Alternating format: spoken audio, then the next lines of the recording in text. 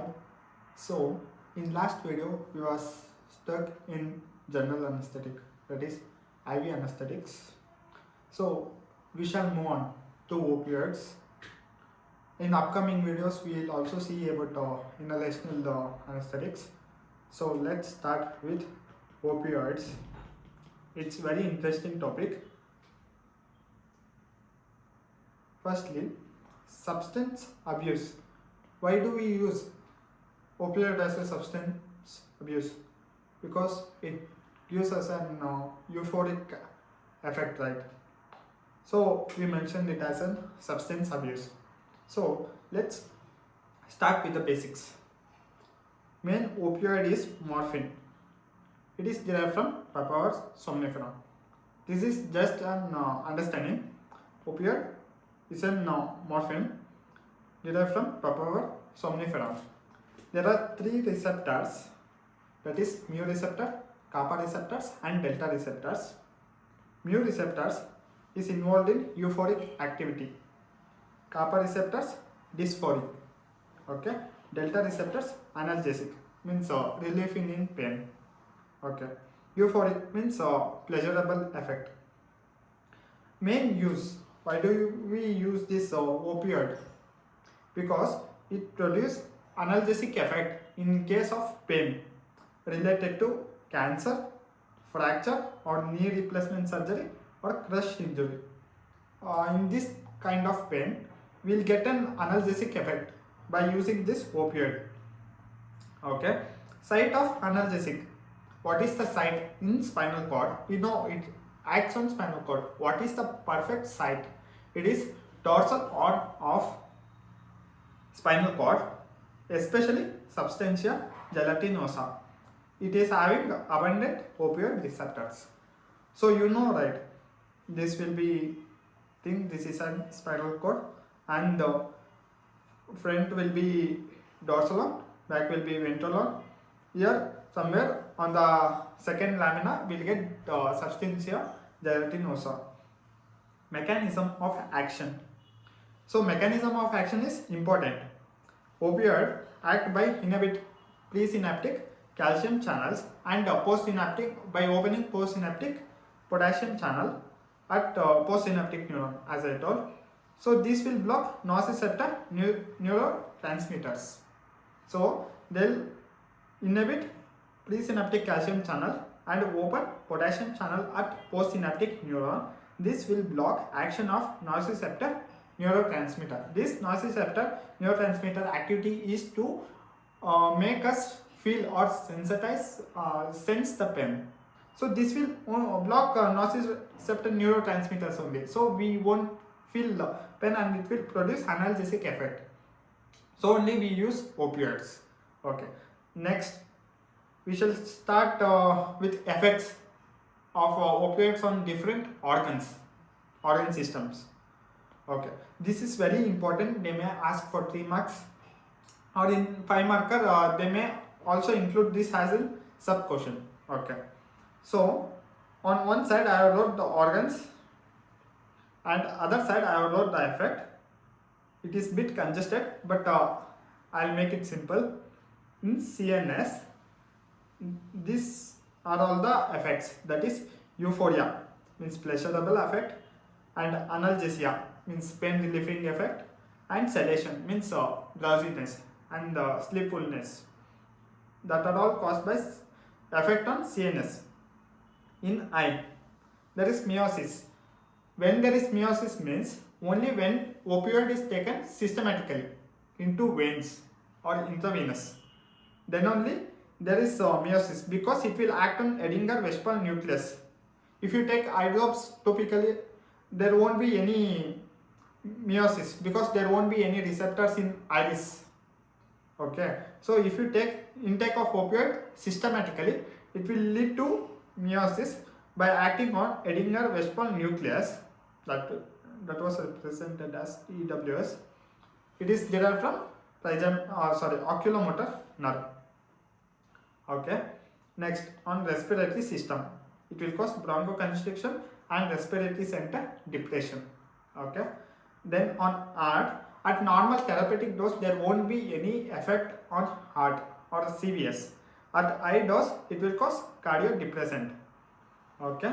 In bladder there is urinary retention. Why there is urinary retention? Means by taking excess of opioids or a normal dose of opioids, it will cause contraction of all the sphincters. So it will cause urinary retention and other secretory retentions. Okay, this was the effect on different organs by using opioids. Let's go on to contraindications. Why we need to study contraindication means because it helps us to know where we need to use this drug and where we should not use. Firstly, there are 5 B's.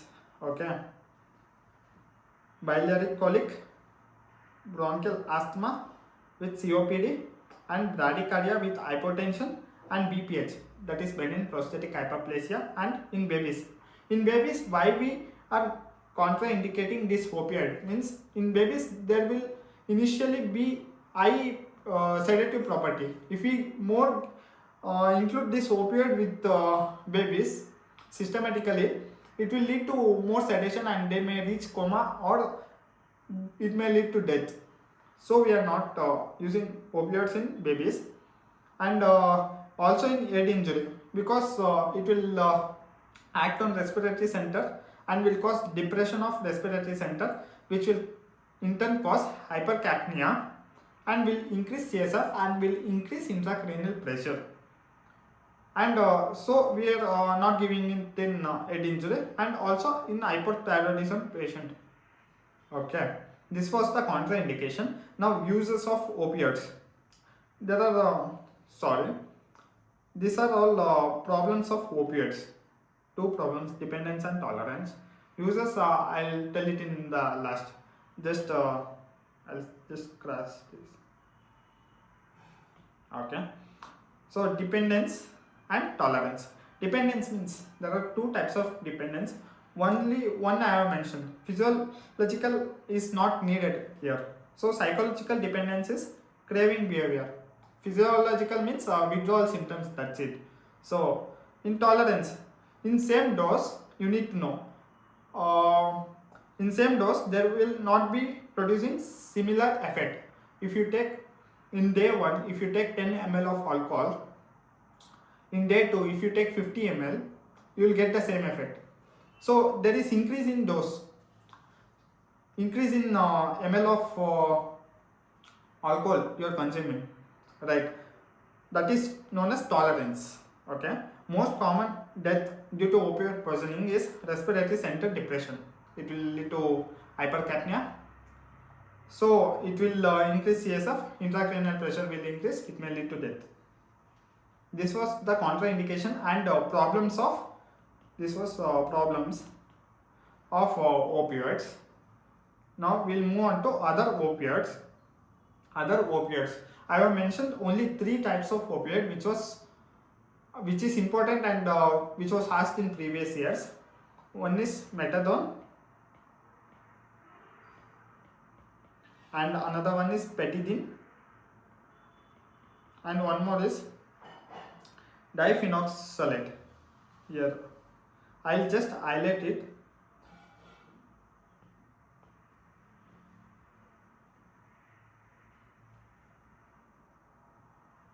Okay, one is methadone, another one is petidine. Because I don't have any space to write here, so I am just marking it here. Okay, you can able to make it up, right? There are 3 opioids, other opioids that I have mentioned here. So let's start with methadone. Let me put a line.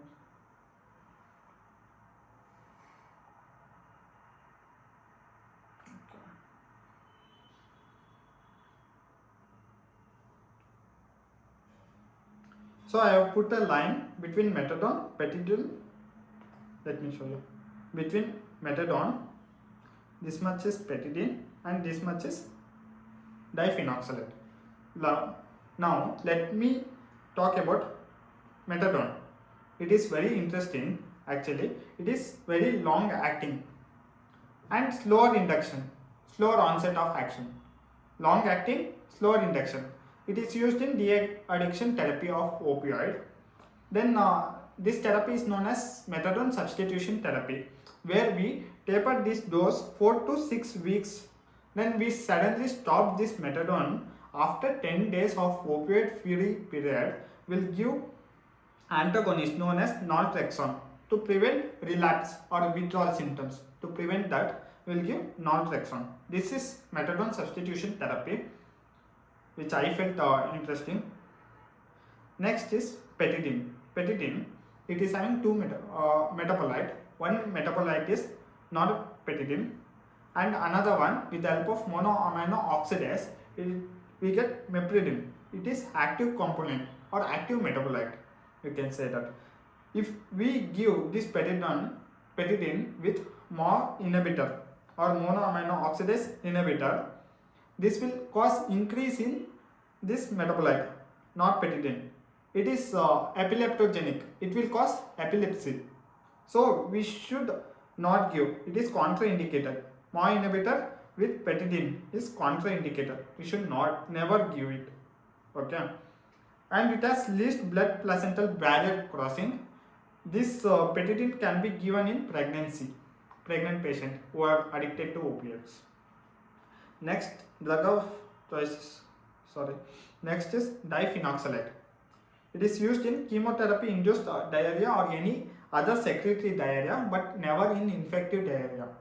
Okay, and it is highly abusive. So we are adding atropine to decrease this availability or the requirements of diphenoxylate. We are adding atropine. It is anti-muscarinic receptor, right? So it is showing anticholinergic effect by adding atropine. So it will decrease the requirements of diphenoxylate. This was the 3 other opioids which are important, and you will have to study about it in detail. Next, morphine derivative. After morphine derivative, I have continued with opioids like fentanyl, remifentanil. In last class, just I have given a brief introduction on opioids. So in here we'll read it perfectly. Morphine derivatives are hydromorphine, oxymorphine, levorphanol. So these are the morphine derivative. Now, which are more potent agents than morphine, like fentanyl, remifentanil, alfentanil? We are gonna study it here in this part. Okay. Now, this alfentanil, remifentanil, or opioids, they are used in neuroleptic analgesia. As in neuroleptic analgesia, like in last class I have told, fentanyl added with anti-neuroleptic agent, that is droperidol something, and added with carrier gas, that is nitric oxide. So this makes up neuroleptic. This will give us neuroleptic analgesia. So that's what I have wrote here. Now, which are more potent? This alfentanil is 10 times more potent than morphine.